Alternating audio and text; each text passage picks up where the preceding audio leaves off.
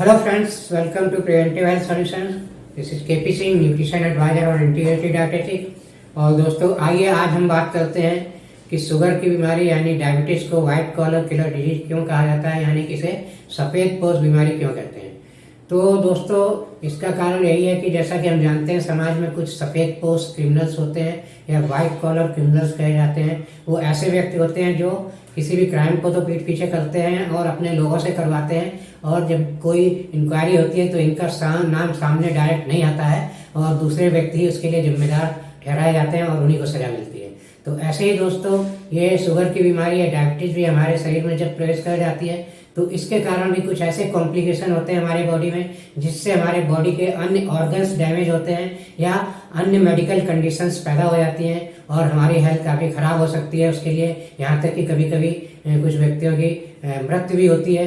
तो उस समय उस मृत्यु का कारण या उस खराब हुई मेडिकल कंडीशन का कारण इस बीमारी को नहीं ठहराया जाता, शुगर की बीमारी को, बल्कि उस समय की किसी एक्यूट प्रॉब्लम को जिम्मेदार ठहराया जाता है, जैसे कि किडनी फेल हो गई, हार्ट अटैक हो गया या ब्रेन स्ट्रोक हो गया या न्यूरोपैथी की कोई प्रॉब्लम हो गई, जैसे लकवा वगैरह मार गया, या कोई आपका पार्किंसंस की सिम्टम्स बहुत अर्ली एज में आ गई, इस टाइप की बीमारियां हो गई, या आपकी आंख वगैरह में अंधापन हो गया या कॉर्निया वगैरह डैमेज हो गई, रेटिना डैमेज हो गया, तो इस टाइप की प्रॉब्लम्स आती हैं। तो इसके लिए हम उस समय की जो एक्यूट कंडीशन होती है, एक्यूट प्रॉब्लम या एक्यूट इफेक्ट होता है जिसमें अंग पर, उसी को जिम्मेदार ठहरा देते हैं। तो इसीलिए इसे हम व्हाइट कॉलर डिजीज कह सकते हैं। तो दोस्तों, सबसे पहले इसके पहले हमें बेसिक जानकारी इसके बारे में होनी चाहिए।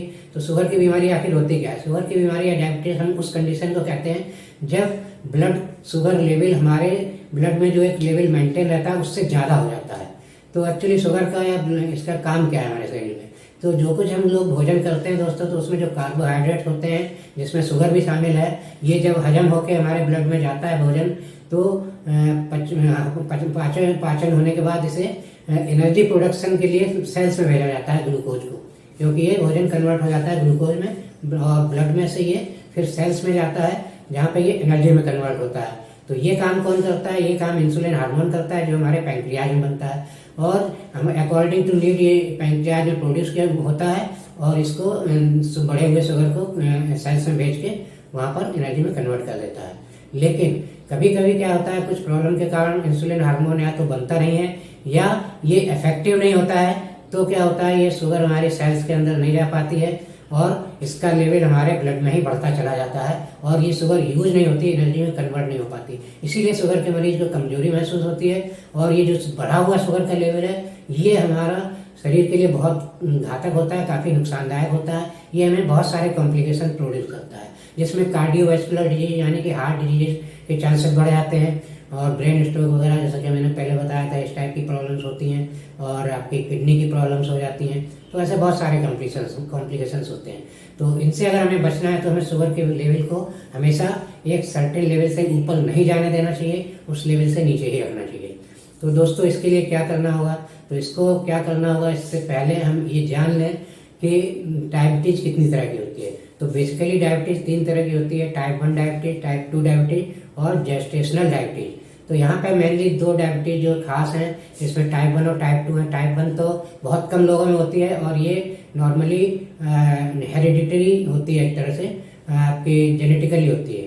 तो ये काफ़ी अर्ली एज से, चाइल्डहुड से भी हो सकती है, काफ़ी कम एज में पाई जाती है और ये इसलिए होती है कि हमारे पैंक्रियाज में जो इंसुलिन प्रोड्यूसिंग सेल्स हैं, बीटा सेल्स, वो डैमेज हो चुके होते हैं, डैमेज हो जाते हैं। तो हमारे पैंक्रियाज बहुत कम मात्रा में इंसुलिन प्रोड्यूस करता है या बिल्कुल नहीं करता। तो इस टाइप की टाइप 1 कंडीशन में डायबिटीज की हमेशा इंसुलिन से ही ट्रीटमेंट करना पड़ता है, बाहर से इंसुलिन लेना जरूरी हो जाता है शुगर लेवल को मेंटेन करने के लिए। और दूसरी कंडीशन टाइप 2 डायबिटीज होती है, जिसमें दोस्तों ये ज़्यादातर धीरे धीरे डेवलप होती है एज के साथ और हमारी लाइफ स्टाइल और डाइटरी हैबिट्स के कारण, उनकी गड़बड़ी के कारण ये पैदा होती है ये कंडीशन।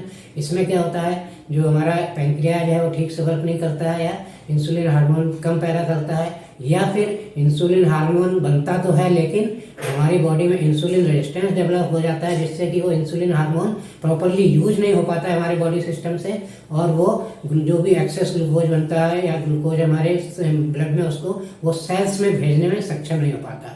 तो तो इससे क्या होता है, जो ग्लूकोज या जो हजम होकर खाना जा रहा है ग्लूकोज में कन्वर्ट हो रहा है, वो एनर्जी में कन्वर्ट नहीं हो पाता सेल्स में। तो इस तरह ग्लूकोज का लेवल हमारे ब्लड में बढ़ता जाता है, और जो एक्सेस ग्लूकोज का लेवल ग्लाइकोजन के रूप में लिवर में इकट्ठा होना चाहिए वो प्रोसेस भी स्लो हो जाता है। तो इससे भी क्या है, ग्लूकोज या शुगर का लेवल लगातार बढ़ता जाता है, जो कि एक खतरनाक कंडीशन में पहुंच जाता है, जिससे कि बहुत सारे कॉम्प्लिकेशन हमें बीमारियों के रूप में दिखाई देने लगते हैं। तो इसे कंट्रोल करना जरूरी है। तो यहाँ टाइप 2 डायबिटीज कंट्रोल में देखा गया है कि इसे अगर ये प्राइमरी स्टेज में है तो इसे हम अपनी लाइफ स्टाइल और डाइटरी हैबिट से चेंज करके उन्हें बेहतर बना के इसे कंट्रोल कर सकते हैं। और इसके लिए कई तरह की दवाएं भी होती हैं। जो प्राइमरी स्टेज की दवाएं हैं उनमें नॉर्मली कोशिश की जाती है, कुछ ऐसी दवाएं दी जाती हैं, इंसुलिन नहीं दिया जाता है, ऐसी दवाओं से इसके लेवल को कम किया जाता है ब्लड में, और इसको ग्लूकोज को सेल्स में फोर्सफुली इंट्रोड्यूस करके दवाओं के जरिए एनर्जी में कन्वर्ट करने की प्रक्रिया भी की जाती है, या फिर एक्सेस ग्लूकोज को दवाओं के जरिए पेशाब के थ्रू निकाल दिया जाता है। ये बेसिक प्रिंसिपल होते हैं इन दवाओं के। और अगर इनसे भी काम नहीं चलता, आगे चल के जब इन दवाओं से भी इनके डोज धीरे धीरे बढ़ते जाते हैं और हम अपनी हैबिट्स को कंट्रोल नहीं करते हैं, तो फिर बाद में इंसुलिन की जरूरत भी पड़ सकती है। तो इस तरह से दोस्तों देखा जाए तो टाइप 2 डायबिटीज की कॉम्प्लिकेशन को कम करने के लिए या इस बीमारी से बचने के लिए हमें शुरू में ही सचेत हो जाना चाहिए, और पहले ही इसको कंट्रोल करना चाहिए अपनी डाइटरी हैबिट से और फिजिकल एक्सरसाइज वगैरह से, जिससे कि हम इसके अन्य कॉम्प्लिकेशन से बच जाएं। क्योंकि दवाओं से जब हम कंट्रोल करते हैं उनके भी बहुत सारे साइड इफेक्ट्स होते हैं, उनसे भी हमें बहुत सारी आगे चल के प्रॉब्लम आने वाली है। तो दोस्तों बेहतर होगा हम डायबिटीज़ को कंट्रोल करें अपनी नेचुरल लाइफ स्टाइल से। तो दोस्तों इसके साथ ही आशा है कि ये वीडियो अच्छा लगा होगा, और डायबिटीज़ से रिलेटेड, शुगर से रिलेटेड जो बेसिक इन्फॉर्मेशन मैंने आज शेयर की है आपको कुछ समझ में आई होगी और अच्छी लगी है ये इन्फॉर्मेशन, तो मेरा वीडियो लाइक करिए, शेयर करिए, और चैनल सब्सक्राइब नहीं किया है तो चैनल सब्सक्राइब कर लीजिए। और इसी के साथ दोस्तों thank you very much, see you in next video.